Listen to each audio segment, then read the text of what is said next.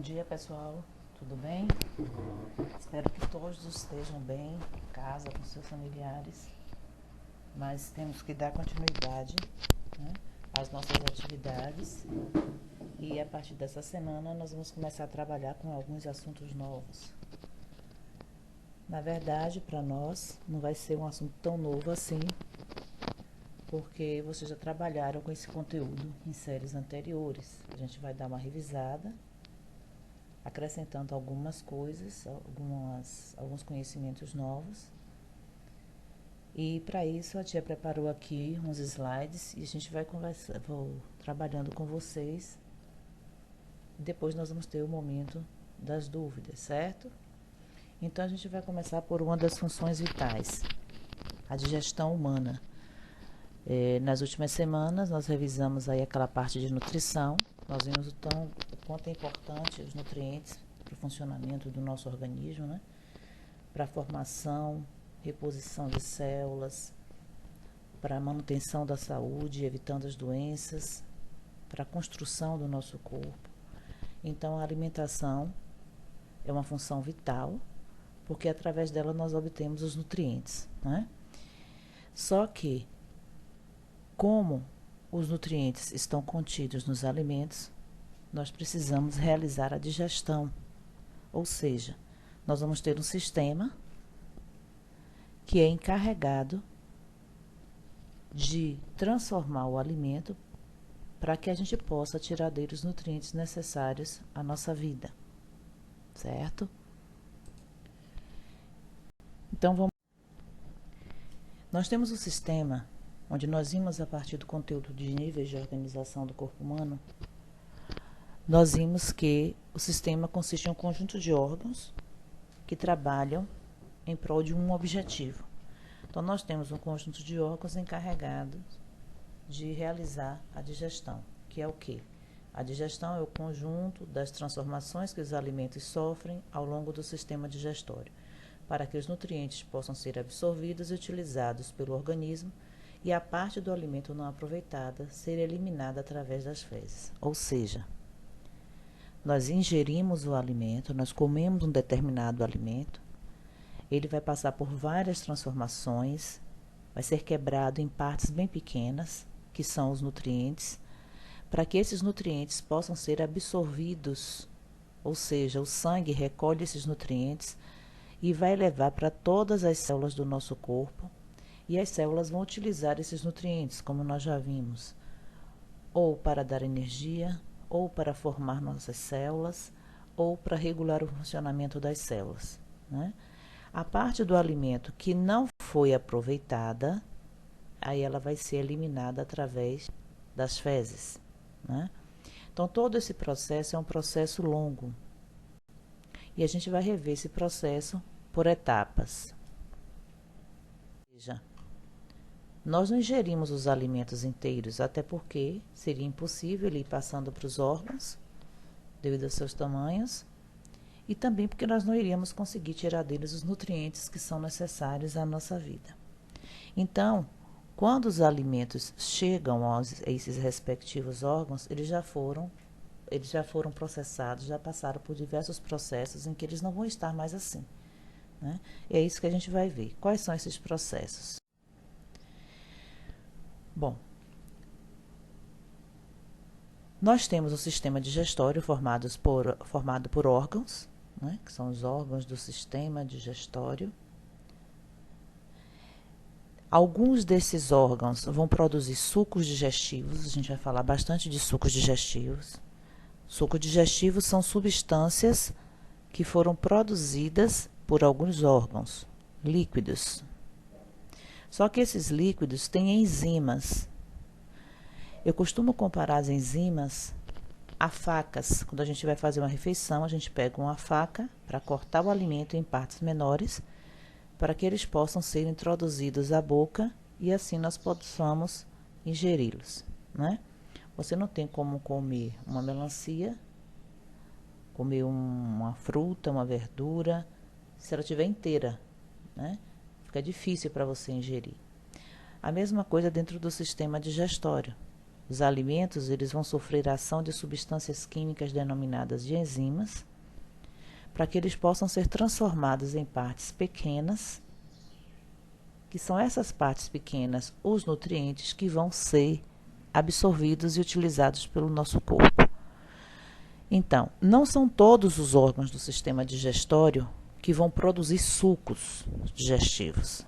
Então, nós vamos ter as glândulas salivares, o estômago, o fígado, o pâncreas e o intestino delgado.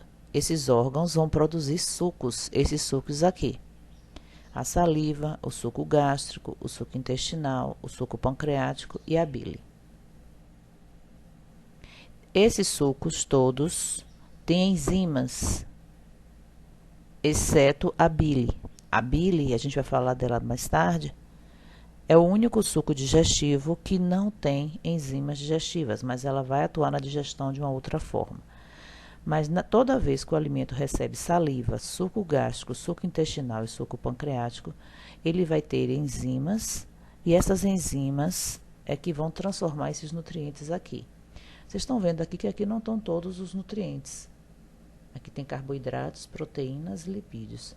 Aqui não tem vitaminas nem sais minerais. Por quê? As vitaminas e os sais minerais são nutrientes bem simples, pequenos, eles não precisam ser digeridos. Eles não precisam sofrer a ação das enzimas digestivas. Eles simplesmente já são pequenos o suficiente para serem absorvidos e conduzidos às células. Agora, os carboidratos, ou popularmente os açúcares, as proteínas e os lipídios, que são as gorduras, são nutrientes grandes. Esses 3 nutrientes é que vão precisar ser transformados em partes pequenas. Então, são eles que vão sofrer a ação das enzimas, que vão estar nos sucos digestivos, produzidos por alguns órgãos do nosso sistema digestório. Certo? A gente vai ver todas essas etapas, né, aos poucos, à medida que a gente for falando dos órgãos. No caso, só quem vai sofrer esse processo são os carboidratos, as proteínas e as gorduras. Os açúcares, gorduras e proteínas desses alimentos é que vão passar por esse processo da digestão, sofrer a ação das enzimas. As vitaminas e os sais minerais que estiverem aqui vão ser diretamente absorvidos pelo corpo, não vão precisar sofrer o processo da digestão.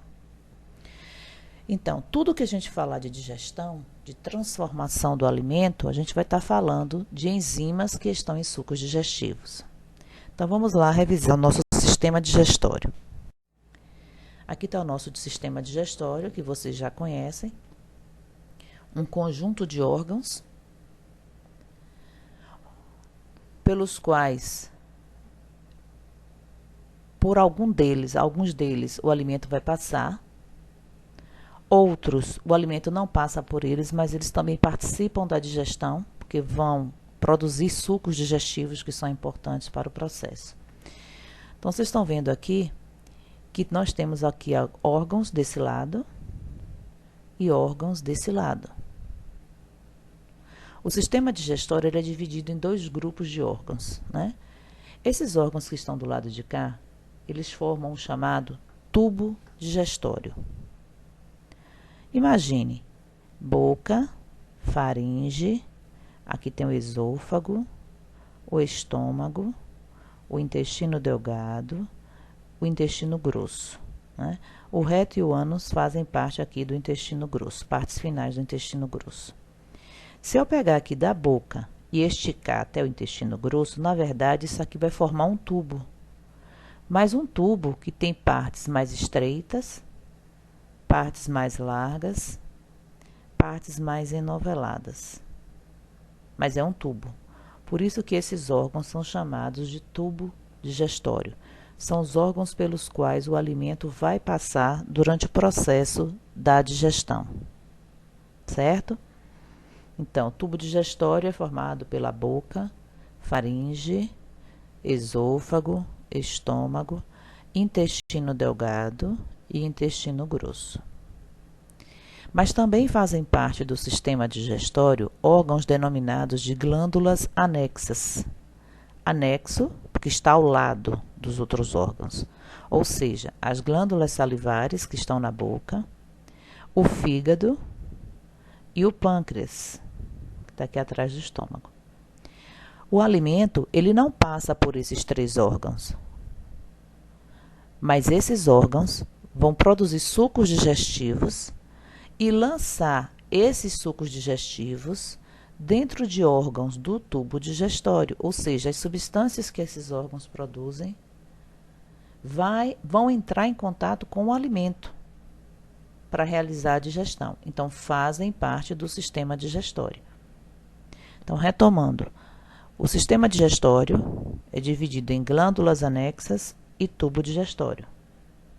O tubo digestório são os órgãos por onde o alimento passa. Glândulas anexas, o alimento não passa por elas, mas elas lançam sucos digestivos dentro do tubo digestório. Por exemplo, as glândulas salivares produzem a saliva, que é lançada na boca.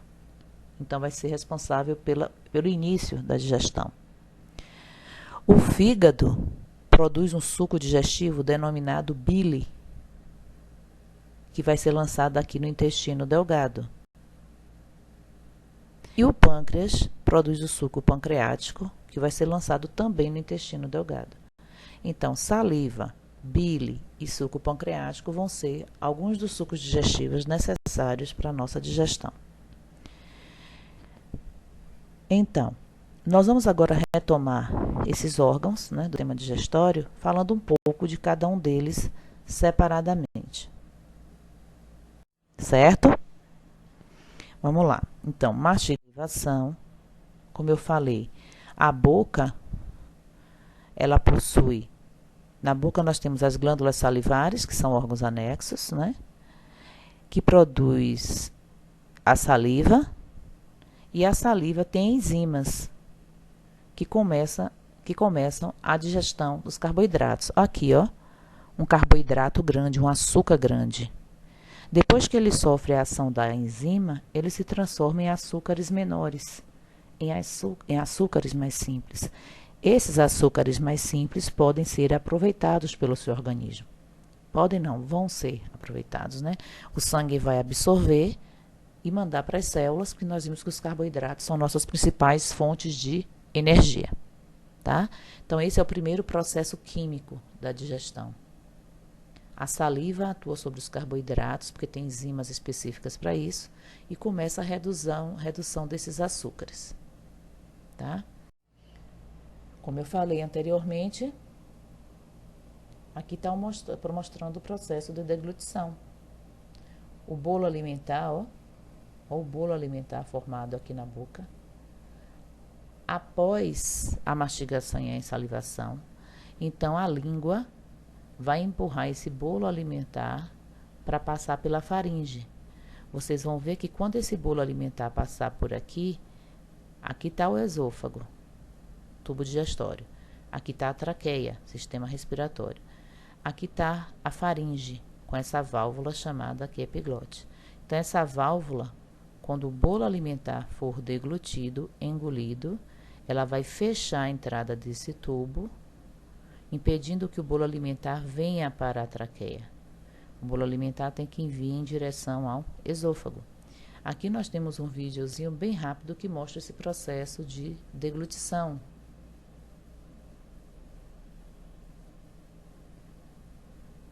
Vocês vão ver aqui. Bom, do esôfago em diante, aqui está o esôfago.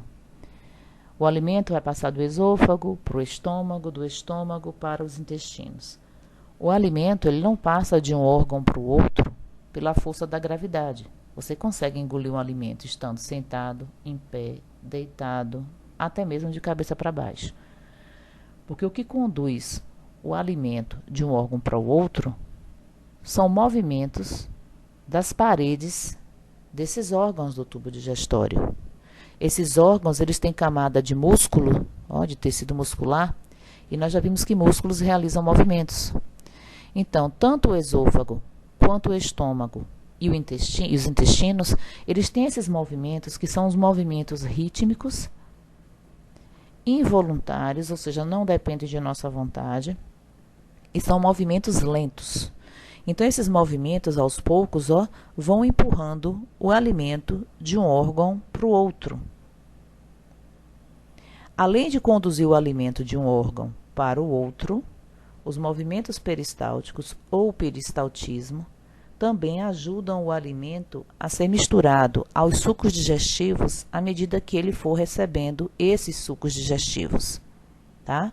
No caso do esôfago, o movimento peristáltico vai conduzir o alimento do esôfago, através de movimentos rítmicos, involuntários e lentos, do esôfago até chegar ao estômago. Então, observe, quando chega no estômago, vai acontecer a segunda etapa da digestão, ou bolo alimentar, chegando ao estômago através do peristaltismo. Então, os movimentos peristálticos, lembram que eu falei? É um movimento. Então, é uma ação mecânica. A outra ação mecânica que já aconteceu foi a mastigação. O estômago, ele produz um dos sucos digestivos, que é o suco gástrico. Assim como a saliva, lá na boca, começou a digestão dos carboidratos, esse suco, produzido pelo estômago, possui enzimas, então vai ser um processo químico, só que essas enzimas do suco gástrico, elas vão atuar na transformação das proteínas. Ou seja, são essas enzimas do suco gástrico que vão transformar as proteínas dos alimentos em partes menores para que elas possam ser absorvidas. Então, depois de sofrer esse peristaltismo, depois de receber o suco gástrico, onde as enzimas vão digerir outro nutriente, que são as proteínas, o bolo alimentar já está mais processado, já foi transformado em uma massa bem mais simples. E essa massa pastosa é chamada de quimo. Por isso que esse processo é chamado de quimificação, certo? Mas a nomenclatura não é tão importante, o importante é o processo aqui. Então, essa etapa é chamada de quimificação, porque o bolo alimentar se transforma em uma massa pastosa chamada quimo. Então, nessa etapa, são as proteínas que são parcialmente digeridas. Então, o bolo alimentar recebe o suco gástrico, se transforma numa massa pastosa, pois as proteínas foram parcialmente digeridas, e daqui ele vai seguir também através do peristaltismo para o órgão seguinte, que é o intestino delgado. Então, veja que o peristaltismo aqui, ou movimentos peristálticos, além de permitirem a chegada do alimento ao estômago, do bolo alimentar ao estômago, eles vão misturar o alimento ao suco gástrico e também vão conduzir o quimo para o órgão seguinte, certo? Então, olha o que acontece no estômago. A proteína, que é um nutriente bem grande, não consegue entrar nas células desse jeito, vai ser quebrada em partes menores pela ação de enzimas que estão no suco gástrico. E essas partes menores é que vão entrar nas células, onde nós vimos que as proteínas são nutrientes construtores. Então, essas partes pequenas vão entrar nas células para serem utilizadas na formação de novas células, para serem utilizadas essa formação de novas células para garantir o crescimento, o desenvolvimento do corpo, a reposição de células mortas, né? Que é a principal função dos nutrientes construtores. Bom, saindo do estômago, o alimento vai vir para o intestino delgado. Vejam bem, o intestino delgado é um órgão bem longo, né?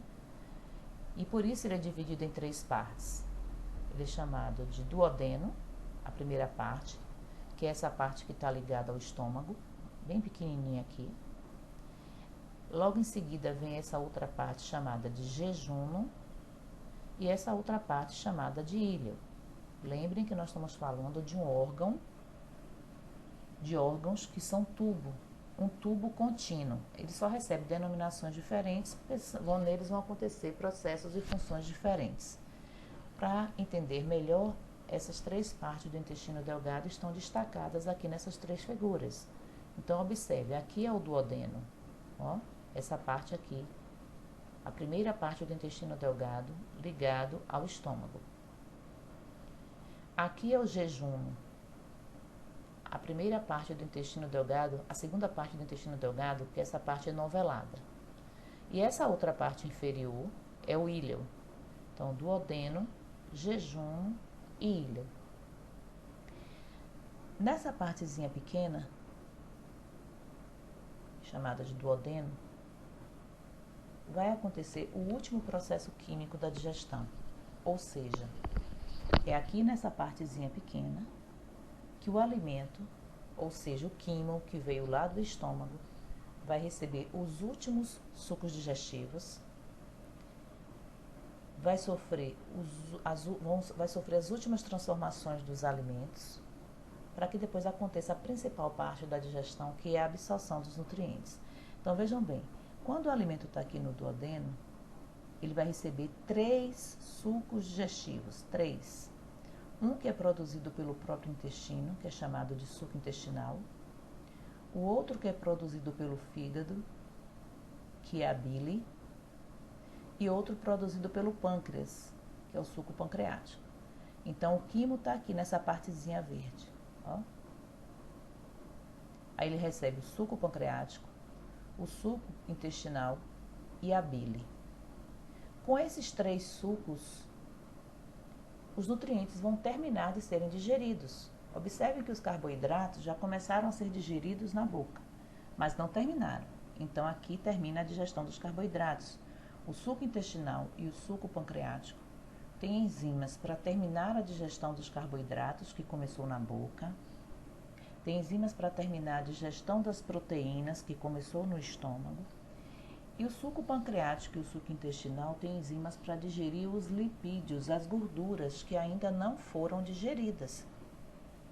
Lembre, no início da aula nós falamos que só 3 nutrientes precisam ser digeridos: proteínas, carboidratos e lipídios.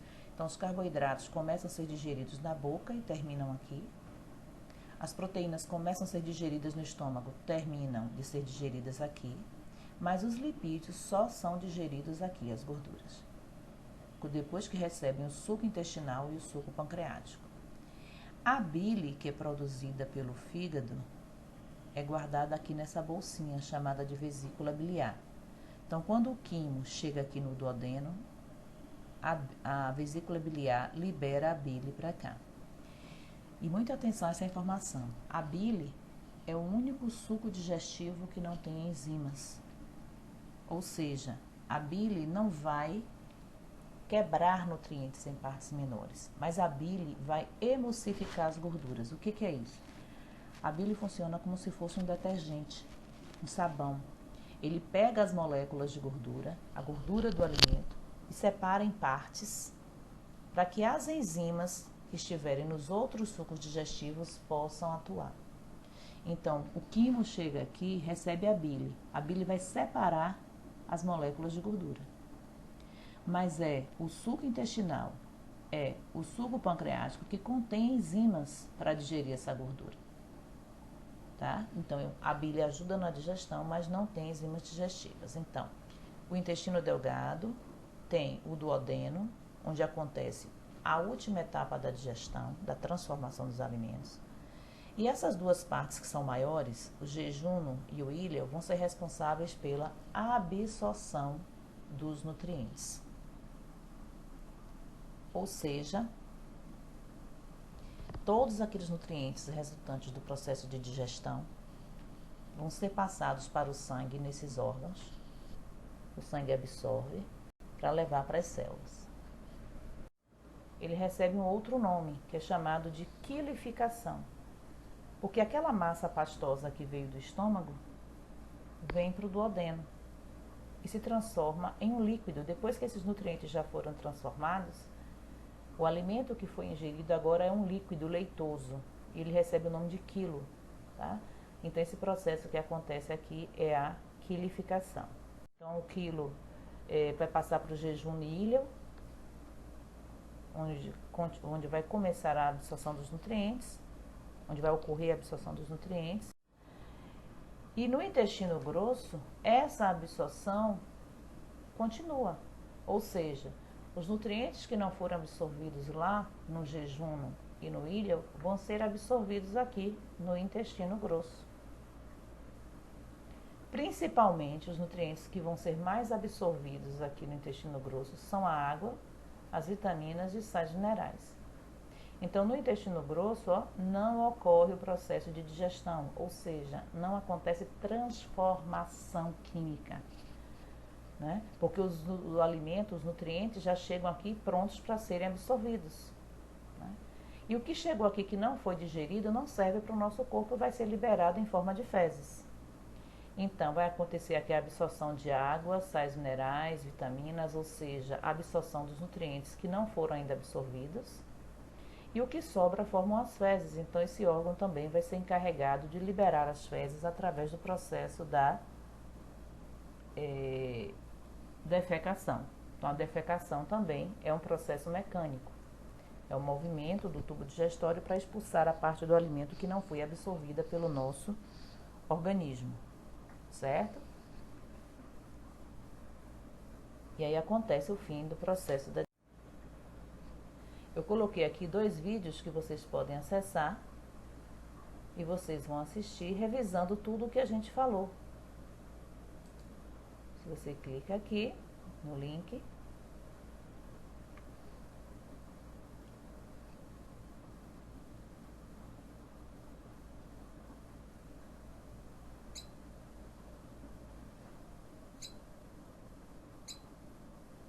são vídeos bem rápidos e que dão uma revisada boa do conteúdo. E aqui nós temos uma tabela resumindo o que a gente falou. É lógico que vocês não vão precisar decorar isso aqui. Isso é só a sequência do resumo do conteúdo, né? Mostrando o sistema digestório, ó, os órgãos anexos, o tubo digestório, né? O que acontece com o alimento em cada órgão. Ou seja, todas as etapas da digestão que nós trabalhamos, certo? Bom, e assim a gente termina a nossa apresentação, a explicação do conteúdo. Espero que o assunto tenha sido bem compreendido. Então, como é uma das funções vitais mais complexas, uma das mais complexas, então é necessário que vocês retomem os slides, retomem as etapas da digestão até compreender claramente cada uma delas, tá ok? O conteúdo também está no livro de vocês, conforme as instruções lá da aula.